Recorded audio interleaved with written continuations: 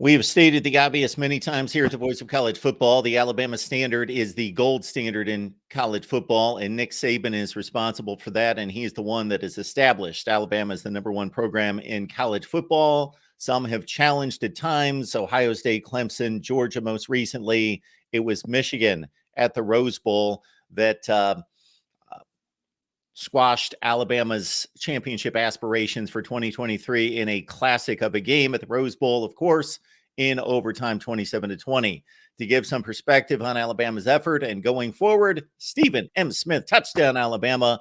In my own words, is the show that you need to take in every Monday, Wednesday, Friday. It's right here on YouTube at 6:30 Central. Well, Stephen, I know you had a long night, a lot of content to prepare, but how you doing today? Doing good, Mark. Doing good to have this new year upon us. I know it was not the finish that Coach Saban and this team would have liked to have had, but it was a good game. It was a good game from start to finish. A lot of twists and turns that took place. You definitely give Jim Harbaugh, his staff, a ton of credit. They came out a lot of intensity. J.J. McCarthy made some timely plays when he needed to. Blake Corum whipped off some huge runs. That Michigan defense came to play, got several sacks of Jalen Milroe. So you got to give Jim Harbaugh and his staff a lot of credit for having his guys prepared. You have to give the Wolverine players credit for having that intensity the entire game. Stephen, let's go to the final play of the game. It's going to be debated and has already been, of course. And anytime a play doesn't work, it's easily criticized. So let's start there. Play calling is a topic that fans love to go to. And again, it's easy to criticize when it doesn't work. It was a pretty simplistic play call. There was a lot of window dressing around it to try to trick the defense and get them guessing in terms of players crisscrossing and a lot of motion in the backfield prior to the direct snap power run that Jalen Milroe attempted. Alabama was, correct me if I'm wrong, at about the 4-yard line when they attempted that play after the Jermaine Burton catch inside the 5. Just your thoughts about that play call and what's been stated about that decision. Well, Alabama, Mark, was on the 3-yard line. So they were on the 3, and quite naturally, like you mentioned, if a play doesn't work, you instantly criticize either the head coach or the offensive coordinator. In this case, Tommy Rees is probably not answering his phone at the moment because he's probably getting hit with a lot of phone calls, text messages, and what have you. But when you look at the play design itself, it actually was a good play call. It was a run-pass option. Alabama was in the shotgun. Jalen Milroe is reading the middle linebacker on the play. Alabama had one receiver to the top of the formation, which was Jermaine Burton. 2 at the bottom of the formation, those 2 guys, Isaiah Bond and Kobe Prentice. Bond and Prentice were going to be blockers in the play. The play initially was to go to Jam Miller, running back flanking Milroe on the play. He was supposed to catch the pass in the flat. You have 2 receivers out there blocking. And all Miller was supposed to do is beat his guy, which was that middle linebacker, to the pylon for the touchdown. So that was Jam's one assignment there. But the play was reading the middle linebacker.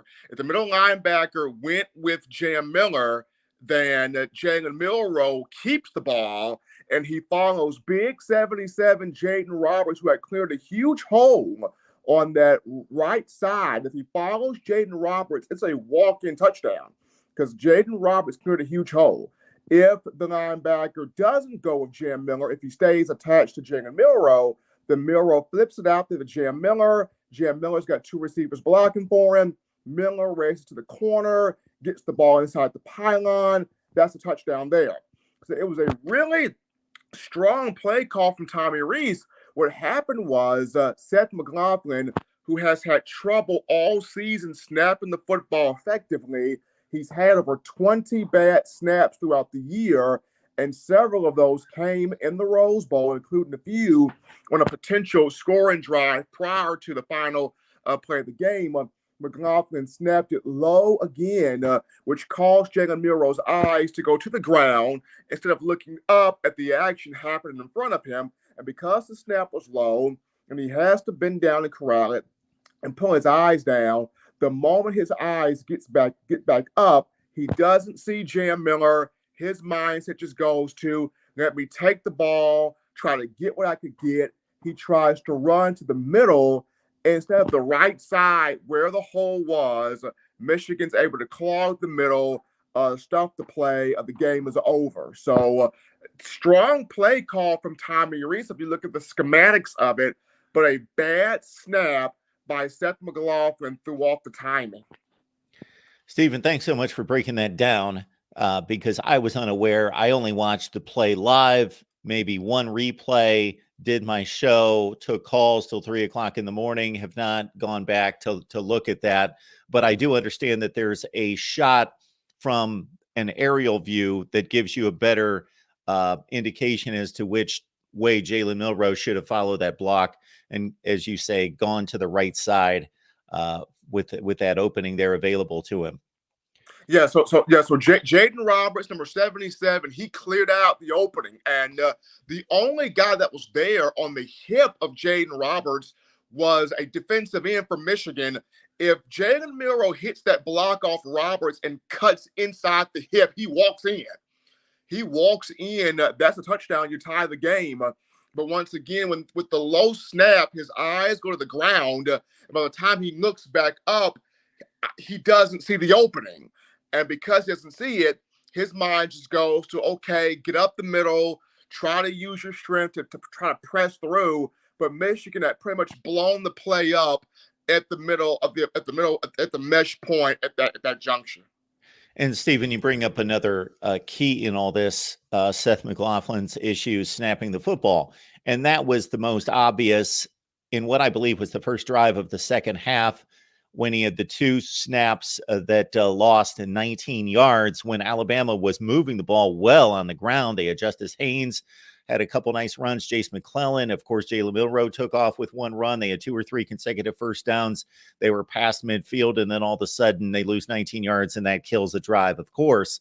But more than that is what you just pointed out, is that time and time again, we'd have to go back and rewatch the game to see all the times that it's impossible to know how much the bad snap affected Milroe and the timing of the play when he's got to dig it out of the ground. Sometimes he was able to recover, make a successful play out of it, but many times we'll just never know how much that truly affected the play and the timing and everything involved. It affected a lot, Mark. And there was a point in the game where I think, like you mentioned, after the second bad snap in the loss of 19 yards in that possession, Alabama calls a timeout. And the camera pans to Seth McLaughlin, and he's on the sideline, hands on his hip, the most confused look on his face. And then the camera goes to Jalen Milroe, and there's a dagger look on Milroe's face. At that moment, if Milroe could jump down McLaughlin's throat, I think he would have probably done it, because that was the most visibly frustrated I have ever seen Milroe just up close there, watching it from the TV, as I was. And when you have several bad snaps, it throws off the rhythm, it throws off the timing, it throws off what the offense wants to do. And then when you're taking your eyes down and you're pulling them back up, Michigan's defense is in your face. Michigan had a lot of stunts, they had a lot of blitzes, they had a lot of different things that Alabama simply did not handle well on the offensive line. They did not communicate that well. There were several times where Alabama did not pass off the protection scheme properly. Guys were coming off the edge at Milroe. Guys were coming up the middle at Milroe. The pocket was collapsing around him. The offensive line, Eric Wolford, as the O-line coach, not one of his best performances, to say the least. So there was a lot of miscommunication. The offensive line had a tough go in it. All that said, Bama plays a pretty awful first half, but they stay in the game. They capitalize on a few Michigan mistakes, of course, the muff punt being the most substantial one to take the 7-0 lead. They withstand a lot of domination up front. Michigan, I'm going to consider it to be and state it as an overwhelming pass rush, especially in the first half. Bama did make some adjustments and gave Milroe a little bit more time in the second half. But the defense took charge in the second half for Bama. Leading into that final drive of regulation, Michigan had about 45 yards of total offense.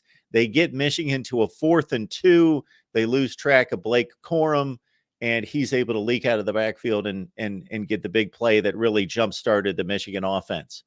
And I feel like that's going to be the thing that eats at Saban for a while.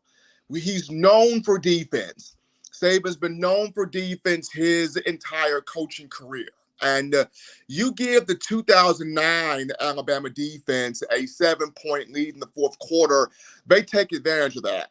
You get the 2011 Bama defense, 2012 Bama defense, the national championship groups under Saban, that type of a lead, they handled that appropriately. This time around, 4:41 to go, you're up by 7 despite all the adversity, much of that self-inflicted. You're still up by 7, and you can't seem to tackle Blake Corum. There was a 15-yard run that J.J. McCarthy had around the edge. You couldn't corral him. There were several timely plays where Alabama has McCarthy for a sack, and McCarthy is able to get the ball out at the last possible second to receivers downfield, and it was frustrating time and time and time again on that final drive where you have your defense on the field that's been known to be, a second half team all season.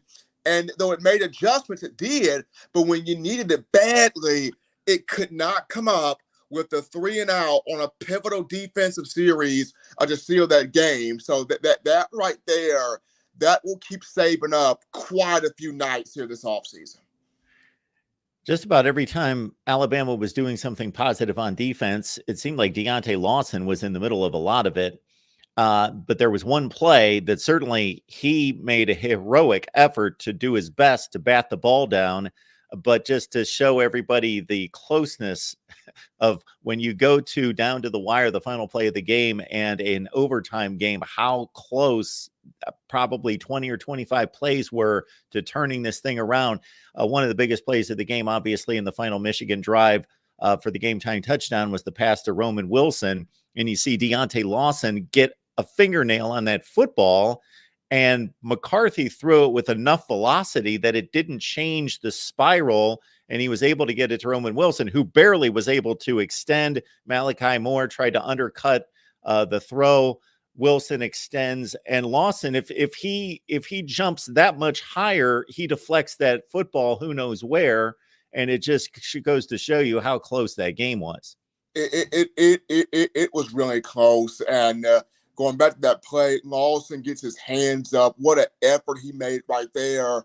Malachi Moore trying to go for the interception, just got there a split second too late in his jump. And I think he also had over-the-top help there with Jalen Key, who mistimed it as well. That one right there hurts. That one right there hurt because I know Lawson would have loved to have batted that ball completely down. He gave it his best effort. And I know Malachi Moore is probably thinking, if I would have timed my jump a split second sooner, maybe I get a pick, or maybe I get a pass breakup just inches, just mere inches away from things happening in the other direction. Stephen, of course, in the aftermath of championship losses at programs like Alabama, and again, there's only a couple that walk away from these type seasons and where this is a complete disappointment because the standard's that high.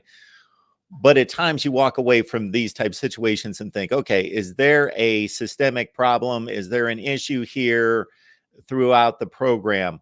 I'll state it in two different ways. One would be, and we've talked about this many times throughout the season, the running back position, the wide receiver position, and the offensive line position are certainly, of course, loaded with talent, but have not had the type elite legacy players emerge at those positions. So that would be maybe a small, for a team that came this close to playing in the national championship game, it's remarkable that you could look at this Alabama team and say, well, they've got three positions there that might be near the worst during the Saban era, and they're still that good to almost play in a national championship game, versus everything seems to be running well, recruiting well. Not that you don't review the season, review the issues, always strive to get better. But I don't look at this program and see anything wrong with it. I look at it, Mark, not just from the standpoint as you mentioned. You don't have the Jerry Judys, the Henry Ruggs, Devontae Smiths, Jalen Waddles, Jamison Williams here at wide receiver for this year's team. Now coming up next season, Alabama's recruited some guys that look to get the program back to that level at wide receiver. They've recruited some offensive linemen to maybe get that position back to where it needs to be. And then Justice Haynes showed us a bit last night that he looks like he's the running back that could bring you back to those elite level days at that position. My thing is Alabama has missed here on some assistant coaches in terms of, Eric Wolford did great at Kentucky. He really did, but hasn't quite found his footing yet at Alabama. What's the thing there? You look at Holman Wiggins. He was good at Virginia Tech. He was good at other programs, but just developing wide receivers to become all-American type guys at Alabama and developing them from start to finish. We're still wondering, is Holman Wiggins really that guy in terms of developing guys that spot?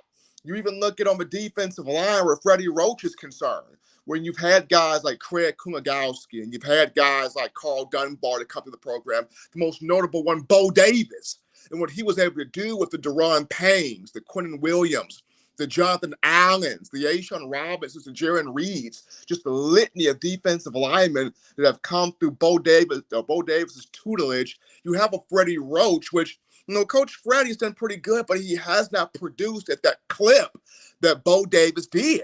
So you look at just the number of coaches that Alabama's brought in, have they missed on some guys? And then you also look at, after parting ways from Scott Cochran, who was more than just your strength and conditioning coach, but he was your motivation, your mental, your energy guy on the sideline to keep the players locked in and focused on the main thing. And it's matching the intensity of the opponent. And ever since you parted ways from him, you have not replaced that guy. So it's a lot of not just, different positional units, Mark. It's the coaches that you've lost. Have you truly replaced them with guys of that same moniker, if not better? Alabama has not replaced those coaches. Folks, please like the video and subscribe here at the Voice of College Football. Check out our SEC channel. And, of course, check out Steven's show every Monday, Wednesday, and Friday right here on YouTube, in my own words, 6:30 Central.